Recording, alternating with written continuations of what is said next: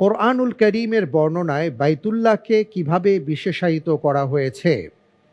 এ, বরকতপূর্ণ ও একত্রিত হওয়ার স্থান। বি, তাকওয়াশীলদের জন্য মিলিত হবার স্থান। সি, বিশ্ববাসীর জন্য নিদর্শন এবং বরকতপূর্ণ স্থান। ডি, বরকতপূর্ণ ও বিশ্ববাসীর জন্য পথ প্রদর্শক।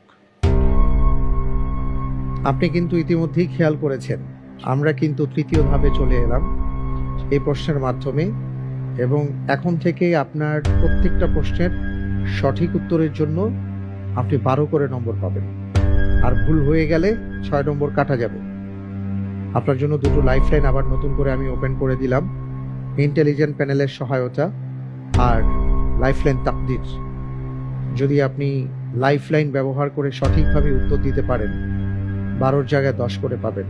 কিন্তু সবচেয়ে বড় কথা হলো ভুল হয়ে গেলে আপনার মূল নম্বর থেকে 6 নম্বর কাটা যাবে। সুতরাং ঠান্ডা মাথায় চিন্তা ভাবনা করে উত্তর দেবেন, চিন্তা করার জন্য পর্যাপ্ত সময় পাবেন। কোরআনুল কারীমের বর্ণনায় বাইতুল্লাহকে কিভাবে বিশেষায়িত করা হয়েছে? মুবারাকা ওয়া হুদাল লিল আলামিন, এটা আমি পড়েছি, মনে আসতেছে।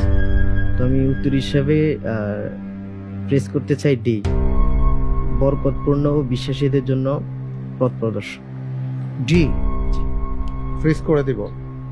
ফ্রিজ করা হোক অপশন ডি, বরকতপূর্ণ ও বিশ্ববাসীর জন্য পথ প্রদর্শক।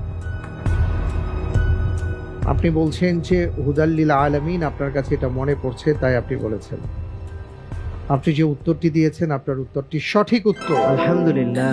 ইন্না আউওয়ালা বাইতিন উযিআ লিন-নাস লাল্লাযী বিবাক্কাতা মুবারাকান ওয়া হুদাল লিল আলামিন।